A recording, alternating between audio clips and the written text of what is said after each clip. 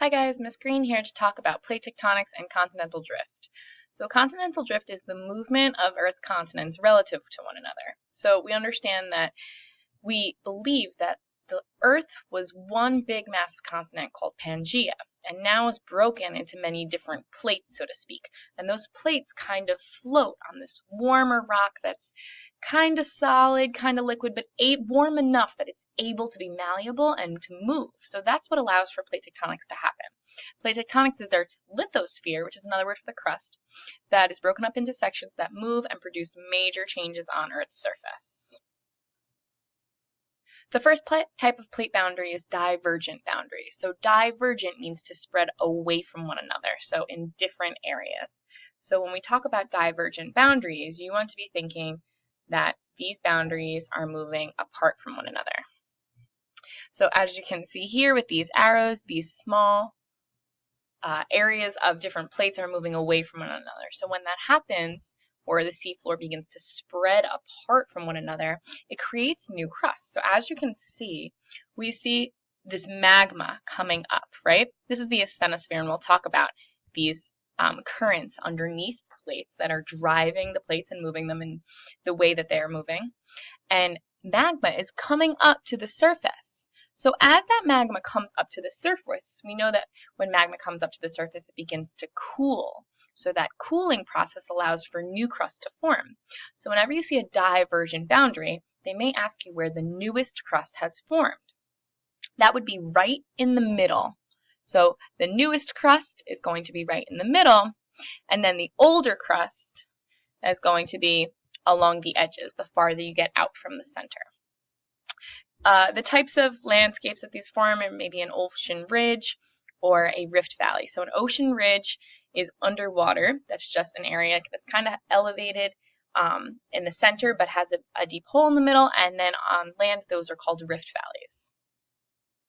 Convergent boundaries, when you see convergent, you want to think of coming together, coming towards one another, right? So convergent boundaries are when the two plates are moving towards one another. And now different things will happen depending on the density of each plate. So here we're looking at these two arrows, which are coming towards one another, coming together. So we know that is a convergent boundary. Now, because this is an oceanic lithosphere and this is a continental lithosphere, there's some differences that we're going to notice. The first difference is that the continental lithosphere is going to be thicker. This makes sense because the water has to go somewhere, and all of our oceans are on top of the oceanic lithosphere. So the oceanic lithosphere is going to be thin, and you can see that there just a little bit, that the continental lithosphere is much thicker than the oceanic. And in addition to that, the oceanic lithosphere is also more dense. So if you turn to page 10 of your reference table, you can see the properties of Earth's interior. I've just clicked the top of this page to focus in on the fact that we understand what the density is for the continental and the oceanic crust. So the continental crust has a density of 2.7, and the oceanic crust has a density of 3.0. So the oceanic crust is actually more dense, and we know that things that are more dense are going to sink.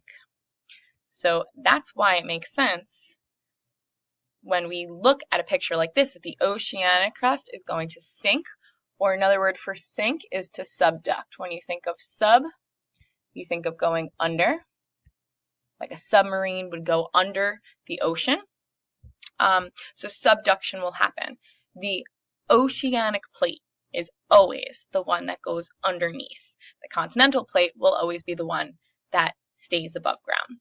Now, if you have two continental plates coming towards one another, they both have the same density. They both have a density of 2.7. None is more dense than the other. In that case, those only are going to start to move up, and that's why we might see some mountains form. So if you have a large mountain range that's on land, that's because two land masses have collided or converged, and that's what's forming those mountains. We see that on page 5, which we'll go into. If we zoom to page 5 quick, Right over here, we see India, and it is going towards Europe. Anyone know what mountain range that is? If you did your landscape project on the Himalayas, then you know that the Himalayan mountains are actually growing 1 centimeter per year, which is very, very big. It's a very fast rate of growth. That's because these plates are still converging today, and it's a continental and a continental plate coming towards one another, and therefore this mountain range is growing and growing and growing because those plates are actually moving still today. We'll often see ocean trenches. A trench is an area of low elevation that's underwater. That's because that oceanic crust is sinking down.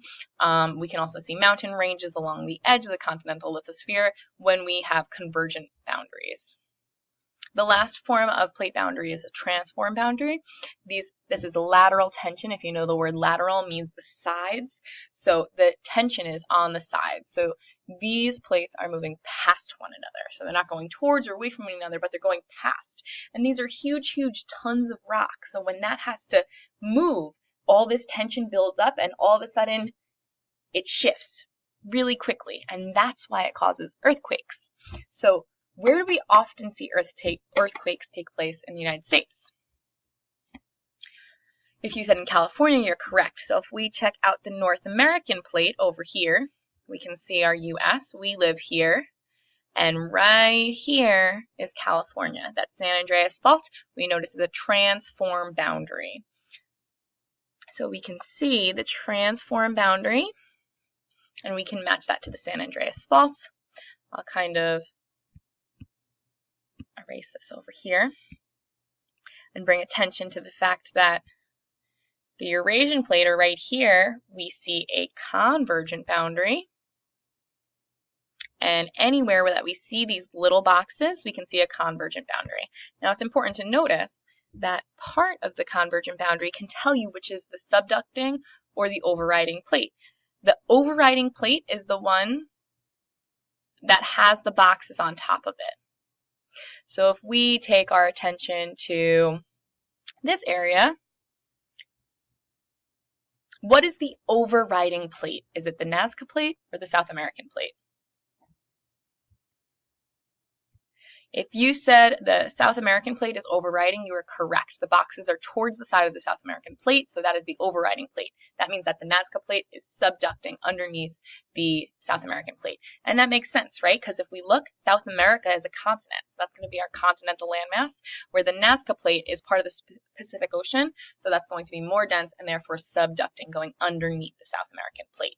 Our last type of plate boundary is the divergent plate boundary. We know it's divergent because they are moving apart from one another. If you read the books Divergence, that's society that's going apart. So we can see maybe along here the East Pacific Ridge. We know that ridges form from a divergent plate boundary. What's another example of a divergent plate boundary? Awesome. The last thing that I want to draw your attention to is the concept of a hotspot. I know my face is kind of in the way there, but a hotspot is this random area of a very hot magma that comes up to the surface. Now these are stationary, which means that they do not move, but the plates we know move on top of it. So we see a hotspot right in the center of the Pacific Ocean, and we know that there are some islands in the center of the Pacific Ocean that I've frequented once or twice, the Hawaiian Islands. So as the Pacific plate moves in a northwest fashion, it's moving over this hotspot. So magma will come up to the surface as the plate is moving, and when magma comes up to the surface, we know that it cools and solidifies and forms a new crust. So that's how the Hawaiian Islands formed, from a hotspot. So we can see a couple of different hotspots around. There's some over here, and those are stationary. So you might see some islands form around a hotspot. That's all for today. We'll learn more about convection currents in the asthenosphere on the next Ed Puzzle. See you in class.